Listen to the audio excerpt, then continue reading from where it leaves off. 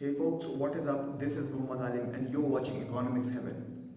तो सर जी आज हम बात करने वाले हैं कुछ ऐसे टर्म्स के बारे में या कुछ ऐसी चीज़ों के बारे में जिसको जानना आपके लिए बहुत ज़रूरी है अगर आप एक फुल टाइम ट्रेडर या एक अच्छा ट्रेडर बनना चाहते हैं तो चलिए शुरू करते हैं। तो अगर आप भी एक अच्छा इंट्राडे ट्रेडर बनना चाहते हैं तो आपको ये कुछ बातें हैं जो ध्यान करनी पड़ेंगी, जिसमें सबसे पहली बात आती है पेशेंस।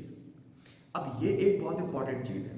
ये जनरली आजकल के यंगस्टर्स जो सो कॉल्ड अपने आप को ट्रेडर्स कहते हैं उनके अंदर बिल्कुल भी नहीं है, और यही सबसे ज़्यादा मैटर करती है स्टॉक मार्केट ट्रेडिंग के अंदर। अगर आपके अंदर पेशेंस नहीं है ना, आप सोचते हैं कि हम जल्दी से जल्दी पैसा कमा लें, तो सर जी ट्रेडिंग आपके लिए नहीं है बिल्कुल भी। ये बात आप ध्यान कर लें।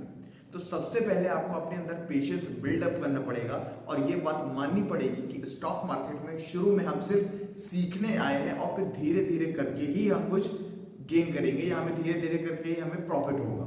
अब बात करते हैं हम दूसरी चीज़ के बारे में, वो एक पॉजिटिव माइंडसेट। सर जी अगर आपको एक ट्रेडर बनना है ना, वो भी सक्सेसफुल, तो आपके अंदर पॉजिटिव माइंडसेट होना बहुत ज़्यादा ज़रूरी है।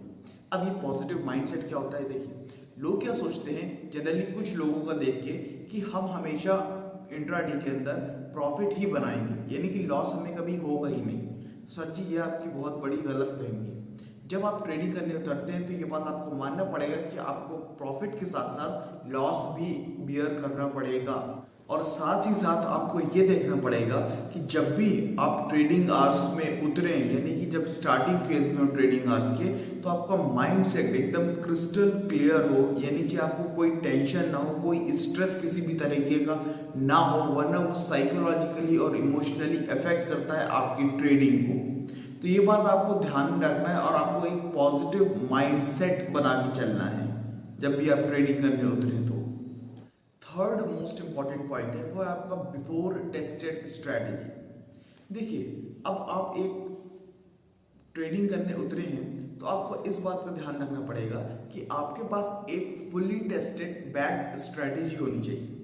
आसान भाषा में समझाता हूँ, जैसे फॉर एग्जांपल कोई भी एक क्रिकेटर है, वो ओरिजिनल मैच खेलने से पहले क्या करता है, प्रैक्टिस करता है। तो उसी तरीके से एज अ एक ट्रेडर भी आपको काम करना पड़ेगा, यानी कि आपको रियल प्लेग्राउंड यानी कि रियल मनी से ट्रेड करने के पहले आपको वर्चुअल मनी से कुछ टाइम तक प्रैक्टिस करनी पड़ेगी और अपनी एक स्ट्रैटेजी बनानी पड़ेगी जिसको आप रियल मार्केट में अप्लाई कर पाए।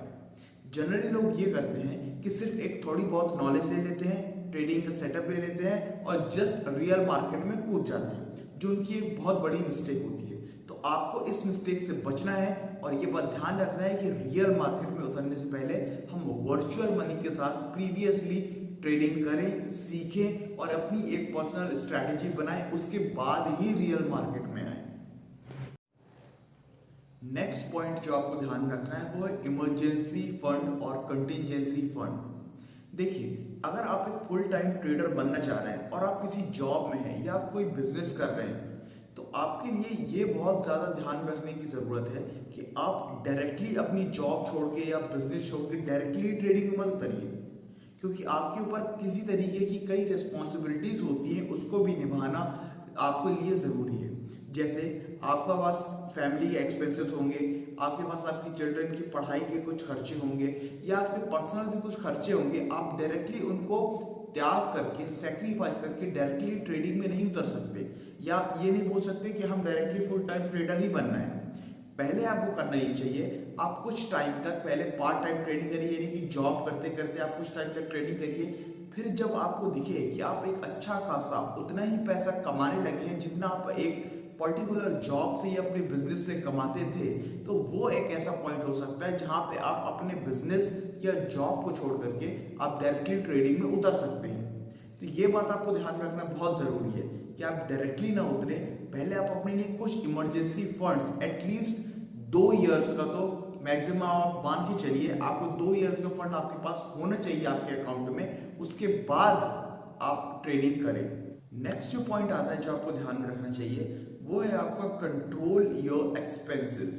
इसका मतलब देखिए स्टॉक मार्केट में जब हम ट्रेडिंग करते हैं तो हमारे कई ऐसे छोटे छोटे एक्सपेंसेस हैं जिसके ऊपर हम ध्यान नहीं देते, और जब हम बड़े अमाउंट पे खेलने पे उतरते हैं तो वहाँ पे वही एक्सपेंस आपको हार्म करने लगते हैं या आपके प्रॉफिट मार्जिन को कम करने लगते हैं। जैसे आपका ब्रोकरेज हो गया चार्जेस, या एनुअल मेंटेनेंस चार्जेस हो गया, या आपका एसटीटी सिक्योरिटीज ट्रांजैक्शन टैक्स हो गया।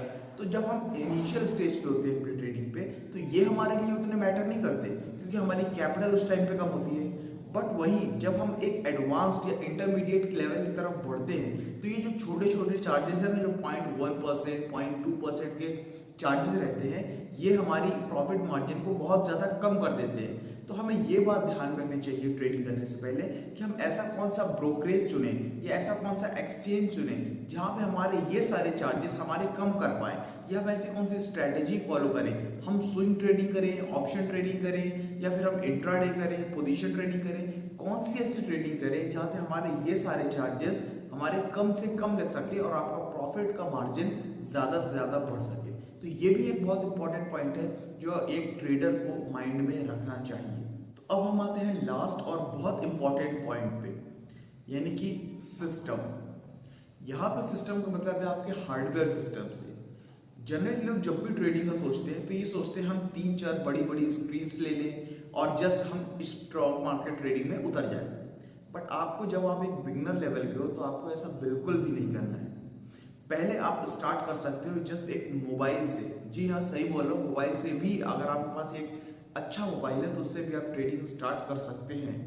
उसके बाद जब आप एक का लेवल ऊपर हो जाए तो आप एक सिंगल स्क्रीन ले सकते हैं, यानी कि लैपटॉप से भी हो जाती है और आपके पास एक चाहे तो आप मॉनिटर भी ले सकते हैं।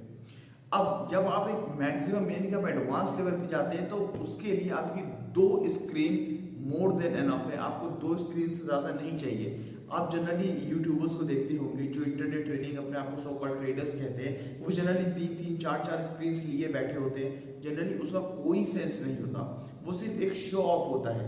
बात मानिए आपके लिए अगर आप एक एडवांस लेवल पे हैं तो आपके लिए 2 स्क्रीन मोर देन एनफ है। आप उसमें अच्छे से सारे इंडिकेटर्स का यूज करके ट्रेडिंग कर सकते हैं और उसके लिए कुछ स्पेसिफिकेशन होती है कि 4 से 8 GB रैम होनी चाहिए। और अगर आपके पास डेस्कटॉप है तो वो आपका एटलीस्ट i3 तो होना चाहिए। बस ये कुछ बातें हैं जो आपको ध्यान में रखना चाहिए। तो आई होप आपको समझ में आया होगा अगर आपको एक सक्सेसफुल ट्रेडर बनना है तो आपको किन बातों का ध्यान रखना है स्टॉक मार्केट में उतरने से पहले।